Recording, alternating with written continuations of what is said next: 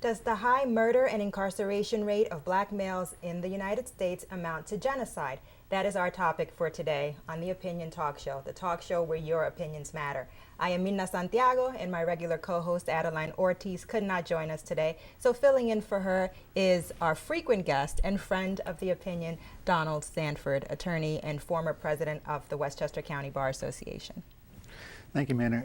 Interesting topic. We just celebrated the 50-year anniversary of Dr. Martin Luther King Jr.'s I Have a Dream speech.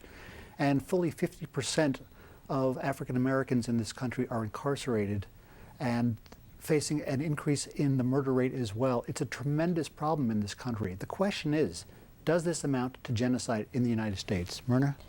Well, my opinion would have to be that it is. I think when you look at a situation where, like you mentioned, Don, you have 14% of the population, which African Americans do comprise 14% of the population here of the 300 million plus people in the United States, but 45% of the people who are incarcerated are African Americans, then you have to see that it's not just something that is happening by coincidence. It's not just a numbers play. It's a systemic problem. And if it's a systemic problem where we're laying waste to the black male community, then I think you do have to term it genocide.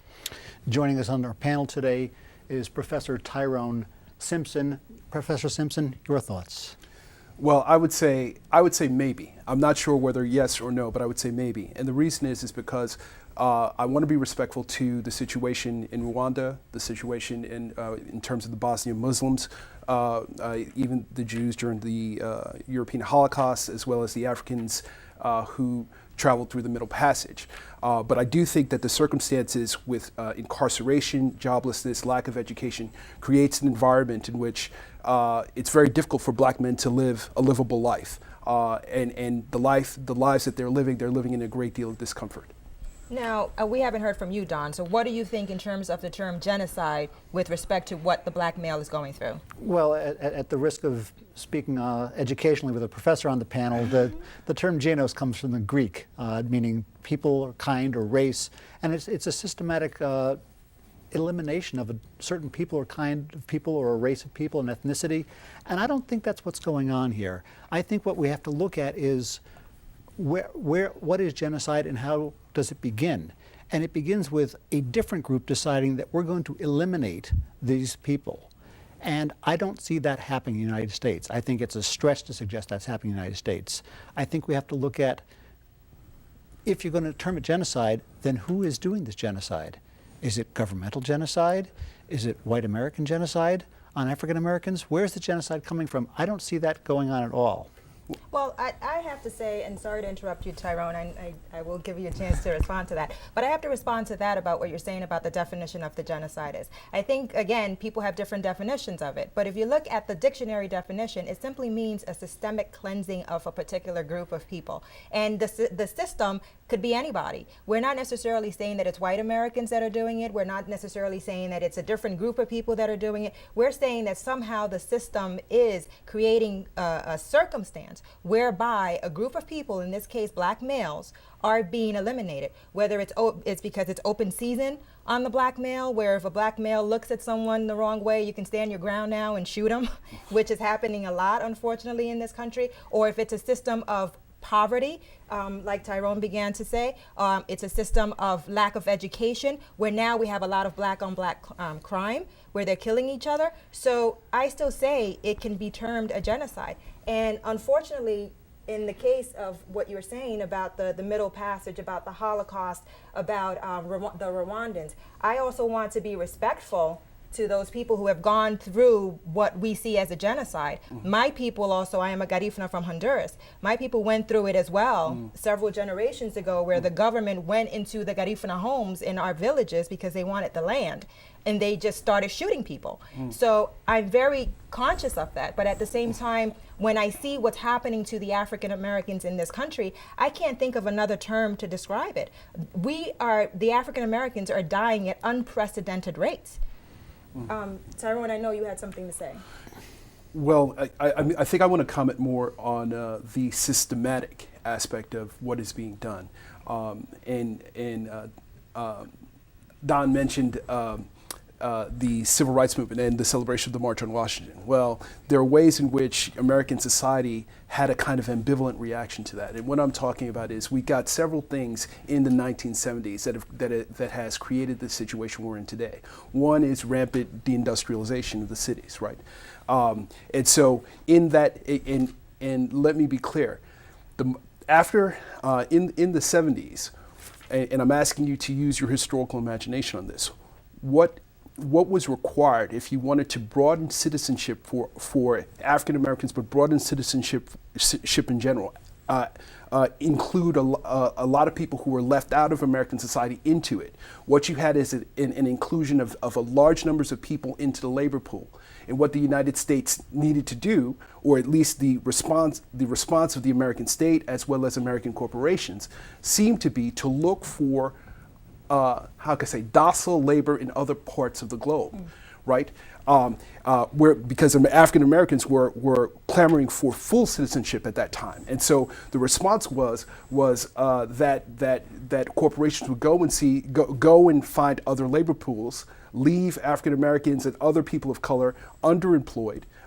Then it produced a very aggressive prison system at the time when crime rates were going down. So you got three things in the 1970s that was a corporate and legal response to civil rights: deindustrialization, incarceration, and affirmative action. And I think what's left out of this is a kind of psychological genocide that's going on, because with affirmative action, you'd think it'd be a strange thing to include. But with affirmative action, you created a situation in which there would be some black people who would have success, right? And their success would become kind of iconic, right? So you can have a Jay-Z and an Oprah Winfrey, right? But that creates a situation where it seems as if the system is not working as treacherously against African Americans as it is, because some people have gotten through. And so I would say, yes, it's a systematic way of disciplining people of color with an extra psychological dimension that makes it even more devastating. I think when you think too also of the jail system and the penal system, which we're going to discuss in another show about how the judicial system works in this country, when you look at how people are penalized, right? If you have the crimes that most brown people commit, which is selling drugs, right? Mm-hmm. And then you have mandatory incarceration guidelines. So now you're putting somebody who's selling, drugs, they're in jail for 10 years, 10, 15, 20 years, or whatever it is, right? And they're there, and they're with hardened criminals. They're there with people who are murderers, are, robbers, felons, right? So how are you going to now rehabilitate that person? You don't, because now you're in the criminal justice system, you're in the penal system, where you're either die or you kill or be killed. And then that's the way the hardcore penal system works. Whereas if you have somebody who committed a white collar crime, right? You have someone who stole millions of dollars. Yeah, they get a year, 2 years, and they're doing it in the federal system, which is basically what they call Club Med. Mm-hmm. Right? So there's a lot more rehabilitation efforts. There's a lot more that's going into helping people who are not of color. So when you think about that, not so much that the government is doing it purposely, but that is the way it has a disparate impact on people of color. And when you do that, when you have people who are unemployable, when you have people who are undereducated, when you have people who are living in ghettos, countries and cities and towns, and they're living in ghettos, then what do? You get people who are marginalized, you get people who are poor, and you get violence. Well, I'm going to suggest to you that this is not genocide, and I'm going to give you a different term for it, mm-hmm. and that term would be an abyss of leadership. There is a lack of leadership in the African American community, and appropriate role models like Jay-Z, like Oprah Winfrey, like Barack Obama, too few and far in between, so that not every member of that community says, I can be like Oprah, I can be like President Obama, I can be like Jay-Z. They say that's a 1 in a million shot, and they don't see that as something that they can do in their lives. They don't see that as a real goal to reach for, because it doesn't appear to be something that can happen for them. And where does that leadership begin? It begins at home. And when you have a skyrocketing rate of single-parent households, you have children who are not being raised by leaders, parents, mother and father. Whether they're in the same household or not, they both have responsibility. As dysfunctional as our state government is, and New York State, we are at the top in dysfunctional state government, we still mandate that if you produce a child, you pay child support. That basic responsibility is mandated by our state government. Even our dysfunctional state government understands that kind of responsibility, and that needs to take place across the board. That's where that leadership begins, in the home, at the very beginning of a child's life, so they grow up with two parents involved in their lives who can tell them, you do not want to be involved in the criminal justice system. But now we're going to have a circular argument here, because what ends up happening is that you have these record number of black men who are incarcerated or they're dead. Okay, so they're making children, but they're not around. So now we have a circular argument. How do you fix it? How do you fix that system? How do you help those children who are already left behind? Well, let's be honest. You'll be relieved to know the dead parents aren't responsible to pay child support. But then who is responsible for those kids then? But the circumstances that I was describing in some of the circumstances that Mirna described, it points to the fact that it is very difficult to have good parenting, right? In other words, it's a systemic dynamic, and it's interesting, Don, that you went to the familial, because that's where those are personal matters. What we need is competent government, right? And if there's poor education, if there are unreasonable mandatory minimum laws, if there's unreasonable health care, if you will, if there are no jobs around, if there are people who have stopped looking for jobs because the economy has been so bad. If these circumstances are not in play to sustain a livable life, then it's impossible for people to raise good families, right? So it's interesting that in the middle of the 20th century, the government was taking care of quite a few Americans. We can point to subsidies like the GI Bill, which pretty much created the suburbs in relation to American cities. That's a moment where the government was taking care of its citizenry, and for some reason in the 1970s, just after civil rights, the government started to retreat from its caretaking role of the populace. And I think that's interesting. I think we have to take that seriously. Why, at a moment when there is clamoring for the broadening of American citizenship, does the government answer that clamor with a retreat of caretaking? Well, I think you have to look at the economic situation at the time. We were involved in what is best be described as a recession in the 70s, and people were clamoring for less government, less taxes, as we are now, lower gas prices, as we are now. But I would suggest to you that if you have someone who is not able to get a job and does not have work, to me that suggests they have much more time for parenting, not less time for parenting. And if you are home all day long with nothing else to do, then sit with your child and read. Review their homework. Talk to them about their family history. Involve them in community service. And use that time productively. If the job is not available, and the unemployment figures suggest the job's not available, and it's disproportionate in the African American community, I think it's about 14% unemployment in the African American community and about 7%, a little below 7% nationally. So at that 14%, there are a heck of a lot of parents who can be spending time with their children, focusing on, let's get you through this school system, let's get you good grades, let's get you involved in the community. May I? Well, that speaks to what the idea that I started out with earlier, which is there's also a psychological component which we have to take seriously. If there are adult men and women in the African American community, in communities of color, who have gone jobless, naturally it makes sense that they can step in or heighten their parenting role. But psychologically, that's devastating, right? Our jobs define who we are. That's where our sense of competence and confidence, our sense of selves come from. And if we don't have jobs, it's very difficult to look our kids in the eye and say, grow up to be productive young men and women like we are not. I'm going to talk about something because it's probably the elephant in the room, especially for a lot of our viewers too, is that whole sense of personal responsibility. And I think, when people hear us talking about genocide and this, that, and the other thing, they're going to say, well, we're not, who's forcing these people to carry guns and sell drugs and be on welfare or whatever it is. That's kind of the elephant in the room. And for me, part of that is that part of what's going on in terms of self-responsibility, again, you can't say your son gets caught with a gun, you can't say, well, it's the government that's setting him up and now he has to go to jail for 20 years. Obviously, your son decided to carry that gun. Obviously, your son decided that he was going to sell drugs. He was going to get into that sort of thing. But now we're talking again about what's leading up to that. We're talking about the fact that these parents are missing. We're talking about the fact that fully 45% of all inmates are African American. We're talking about, I think, 47% of homicides in the country.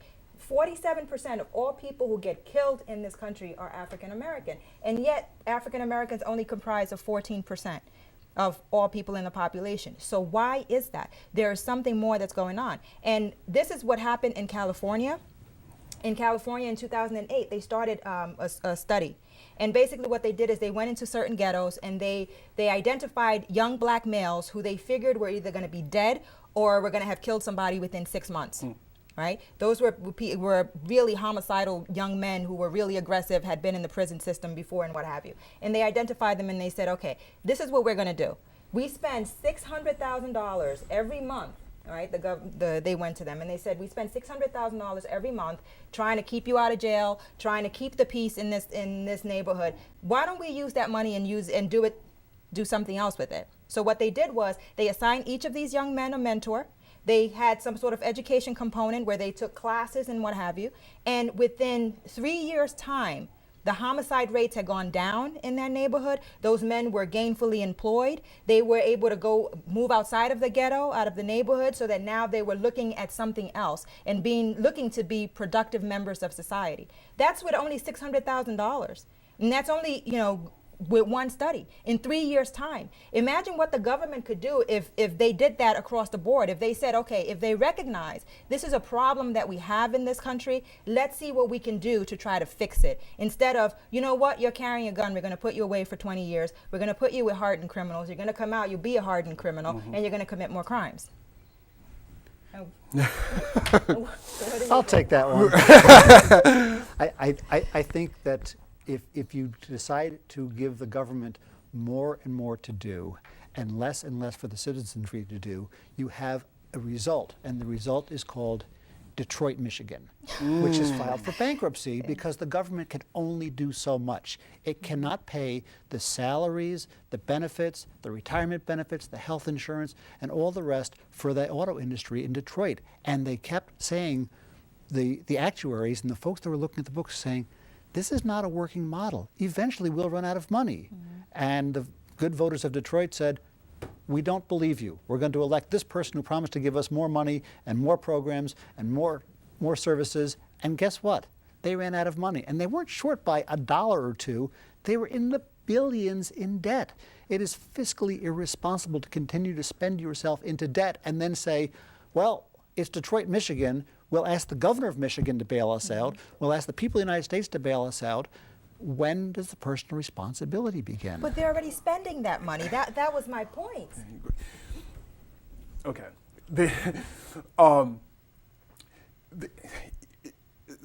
Okay. So I'm trying to attack this personal responsibility situation.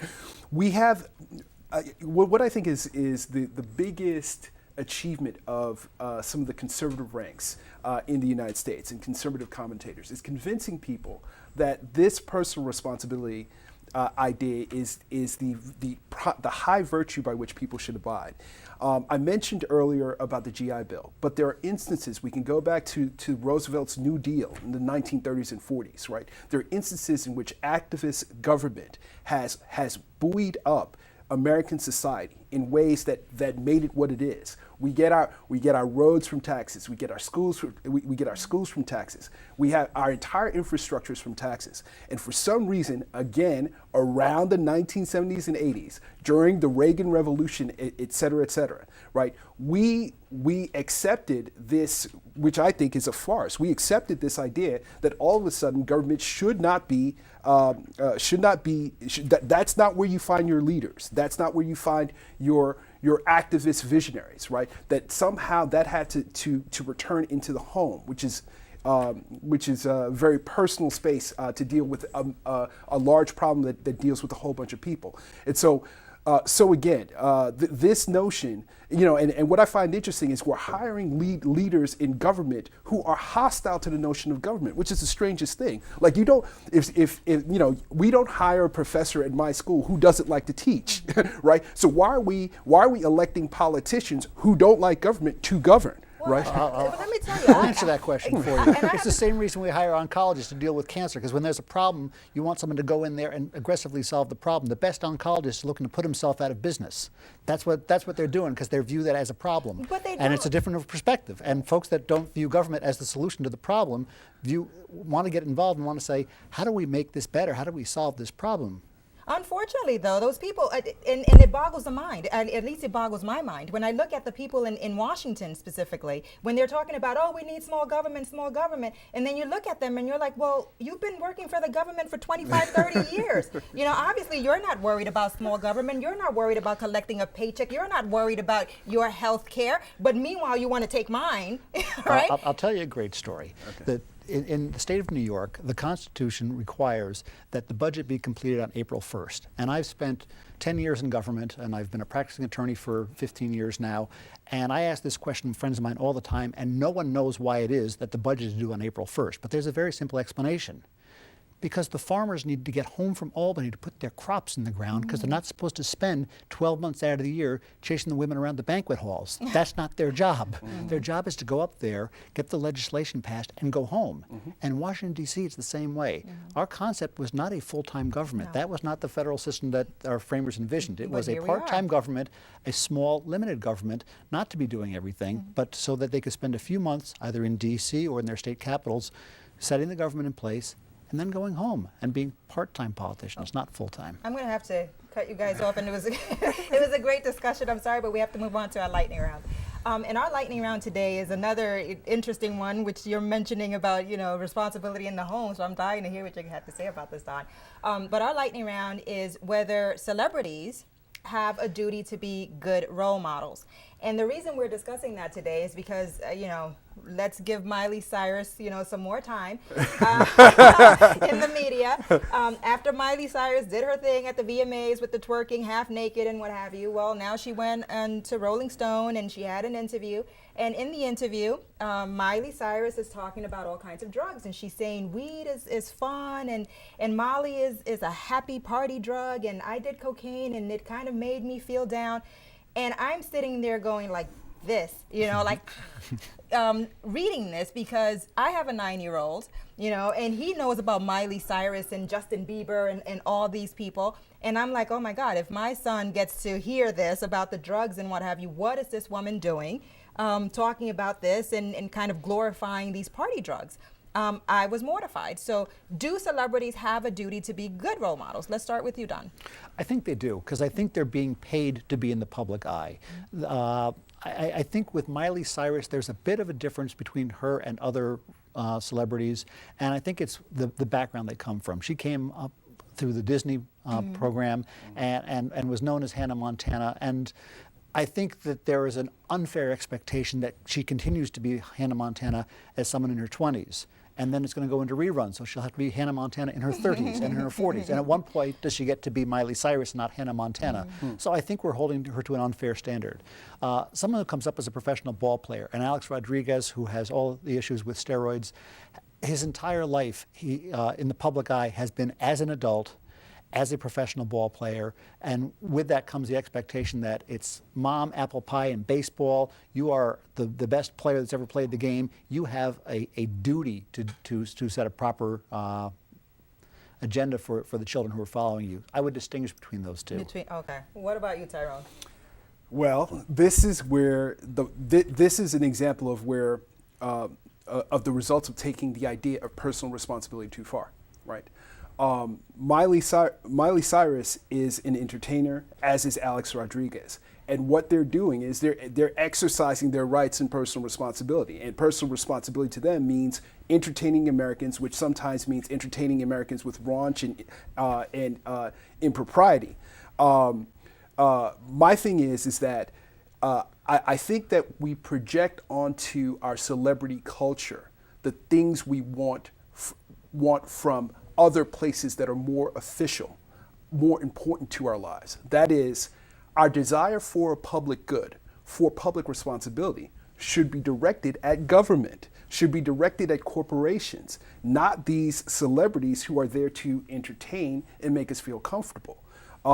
So my thing is, if we're going to live by personal responsibility, we're going to get Miley Cyrus and Alex Rodriguez. If we want the public good, let's not ask for the public good from Cyrus and Rodriguez. Let's ask the public good from the government and from the corporations that fund them. Well, frankly, I think that if you're going to be in the public eye, then you do have a responsibility to the public. I don't, obviously Miley Cyrus is trying to get as many mentions as possible. She's trying to get as many, lines in the newspaper, and here we are giving her more, so she actually accomplished it. We look forward to her thanking you. But at the same time, if you are in the public eye, I think you absolutely have a duty to be mindful of your public. And I understand what you're saying, but Miley Cyrus is only 20 years old. She's not even legally able to drink at this point, and she's talking about doing hardcore drugs, knowing that her fans are that age as well. They're 15, 16, 17 years old. So absolutely, I think there's a duty, and unfortunately, a lot of our celebrities just are not taking that duty very seriously. So we have to wrap it up, and again, thank you, both of you, for the lively discussion. Thank you so much to our viewers for watching The Opinion, the talk show where your opinions matter. Please contact us. You can email me at theopiniontalkshow.com. You can email Adeline, and we look forward to hearing from you. Thank you.